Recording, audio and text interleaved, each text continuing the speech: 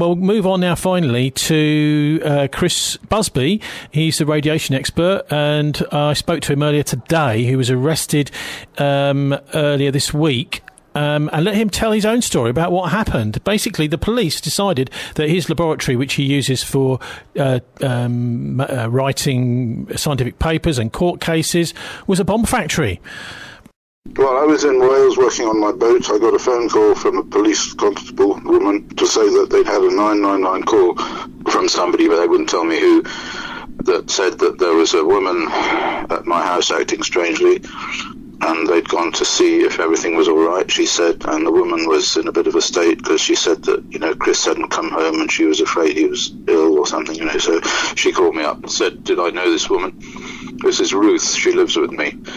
She's a 30-year-old woman from Sweden, very beautiful woman, but a bit loopy. So I talked to Ruth and calmed her down.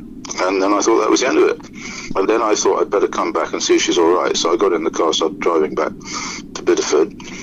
A long way, 5 hours. And I got a call from my daughter, Celia, who lives up the road in Torrington, to say that there were all sorts of police cars outside and big cordons and ambulances and goodness knows what. And she went down there to see what was happening, and they said that they'd ordered in the bomb squad and they'd taped the whole thing off and nobody was allowed in or out, and Ruth had to go away with Celia. So I came back to Celia's place because she told me Ruth with her. And I went in there and talked to Ruth, and, we sat down, and 2 policemen came to the door, knocked on the door, came in and arrested me, put me in handcuffs and took me to multiple police stations, threw me in a cell. They said they were arresting me under the Section 2 of 1883 Explosives Act. So Section 2 says that you are in possession of materials capable of making a bomb, right? And then I talked to the duty solicitor when they got around to interviewing me. So, I was in a cell all night, in and out, being interviewed and, interrogated. And he said that under this act, if you're found with materials that are capable of making bombs, so if you have substance A and substance B, and there is a way in which you can use substance A and substance B to make a bomb, then they're allowed to assume that you might be going to make a bomb and arrest you and charge you for having materials capable of making a bomb. The onus is on you to say that the reason you had those materials was something completely different and innocent, you see.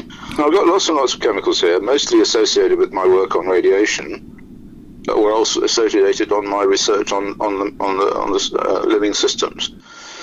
So I do a lot of research. I've done it all my life. I've always had a laboratory in South Wales for some time, in fact. But then I decided it was too far to go to do that work, so I brought that stuff back here and I put it in a room at the back of my house here. It's a big house. So that's the room that has these chemicals in there, you see. Well, the door was open, so they didn't break in. They just walked in. I talked to Ruthie about it, and she said she wasn't acting strangely, and the first thing she knew about it was the policeman came to the door, opened it, and walked in. And she doesn't know enough about the law to be able to say, hey, you can't walk in, who are you, and all that stuff. Okay, so what's your take, Chris, on what this is really about, then? I'm engaged in 2 big court cases now relating to nuclear test veterans and a British submariner who died of leukemia, and I'm winning those cases. We tried to obtain information under the Freedom of Information Act in Scotland, and the judge said that he thought that we should have that information, and he backed up our request, and the MOD refused the request on the basis that the information we were asking, which was details of tests that they made on British submariners to see what radioactivity they had in their bodies. We wanted the details of that. They refused to give them on the grounds that it was a matter of state security, and it would affect the security of the United Kingdom to know what radionuclides there were in British submarine crew.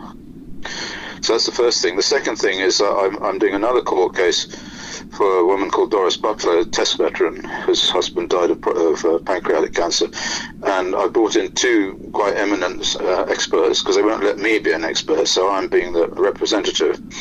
And the Secretary of State of Defence hasn't been able to bring in any experts that will oppose what my experts are saying, because nobody is now prepared to go into the witness box and be cross-examined by me, because I shall reduce them to ashes. So I'm in the process of destroying the Ministry of Defence position on radiation and health. That's the first thing. And the second thing is I've got 4 court cases now in America where I'm doing much the same thing. One with Stuart Smith and those people in St. Louis, Missouri, where there's a big radioactive landfill, and in Paducah, Kentucky, where there's a uranium plant. And the other one is, of course, the Ronald Reagan case, the sailors case, where they all went over to, help the people at Fukushima, and then now they're all dying of cancer. So my star is quite high in the heavens in terms of my scientific expertise and ability to take these bastards down. Can I just ask you, why are you not allowed to be an expert witness? You clearly are expert in your topic. No. The Ministry of Defence took a court case against me in the High Court, in the upper tier, at the Royal Courts of Justice. Said this guy can't be an expert because he's biased, because he believes a certain thing about radiation that makes him biased. He's not independent. But the judge agreed.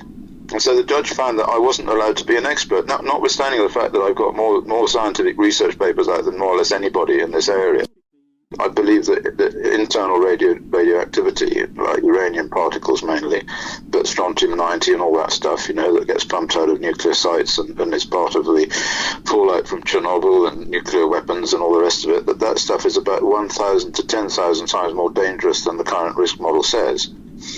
And I've written lots and lots of papers about this, and people are increasingly believing that, and people are coming to me for advice, and my outfit, which is European Radiation Risk, is increasingly being consulted rather than the current radiation risk model. I gave evidence to the Swedish Environmental Court last year, and they accepted the evidence, and they told the government they couldn't go ahead with their nuclear waste repository. That was in January of this last year, and I took the same evidence to London to talk to the British government minister Harrington, but he refused to come. And so he wasn't there to have it, although, the committee had already agreed that they would hear my evidence, but they kept him away on some bogus pretext of a vote in the House, which there was no such vote. I looked afterwards. So basically I'm piling on the pressure to these guys, and they got to get me. Well, they tried to get me with the Monbiot business in The Guardian. They tried to destroy my credibility over Fukushima, but basically that was it's gone away now. I had lots of interviews with them, and eventually persuaded them that there was no hope in hell that they would be able to stick anything on me on the basis of me having some chemicals, given that my name was Professor Dr. C. Busby written over the door, that they hadn't contacted me, that they'd gone in without a search warrant, and they're going to have to persuade a jury, because there's going to be a Crown Court, that I'm a bomb maker. I said, forget it. They discharged me. They gave me a note which said, no further action will be taken. Insufficient evidence to provide a realistic prospect of conviction. Can you just talk briefly about Fukushima? Well, the consequences we know will be the same as the consequences after Chernobyl. So there will be an increase in genetic damage in the population affected. That will lead to, I calculated, about 400,000 extra cancers in the next 50 years in the population within 200 kilometres, and a lot of dead babies, and a lot of leukemia. But we're not allowed to know any of this because the Japanese have put a complete embargo on any health data coming out of any of the systems in Japan. So nobody can find out what's going on. What about contamination of the sea? I think that it's not going to be as dangerous as people are saying. I mean, it will certainly affect the eastern seaboard of Japan very, very adversely, very seriously. But the Pacific is a very large mass of water, and by the time it gets diluted into the Pacific, I don't believe it will have a measurable effect. There'll be some effect, but it won't be catastrophic or apocalyptic or anything like that. What's your take also on the Skripal case? It was a false flag operation originally. It was all set up. I don't believe those two guys did it. I don't believe that it was done in the way they say it was done. There are all sorts of problems with it. For example, those guys got to Salisbury after the Skripals had left the house by 1 hour. Okay? So if you just have a look at the timing. So if they then went with their sort of supposed perfume bottle and sprayed the stuff on the handle, the Skripals had been away from there by 1 hour by then, and then they got ill, after they'd been away. So there was no way that stuff that they supposedly sprayed on, well, they couldn't have sprayed it on the handles before the Skripals left the house because they weren't there. So what would be the point in manufacturing a story like that? Because the British are currently the American wing of NATO. The Europeans more or less got fed up with spending huge amounts of money, so they made up NATO North and NATO South, and the British are basically NATO North. So they have to ratchet up all this argument about how the Russians are going to come over the border and eat babies and all that kind of stuff. That's Chris Busby there speaking to me earlier today about all sorts of stuff, including his own experience with the police. Incredible. It's the sort of thing you expect might happen in China. An expert witness against the government. Anyway, time to sign off now for the Murdoch News at 8. You'll find this show's podcast story links and comment page this week, oneword.org.uk. I'm on Twitter at Tony Gosling. Do please join Mohammed for the Politics Show at 6 o'clock next week, as I'll be reporting from Arnhem. God bless, and don't let the banksters get you down. Online and on your mobile. BCFM is an award-winning community radio station for Bristol, bringing you national news on the hour. Live from the Sky News Centre.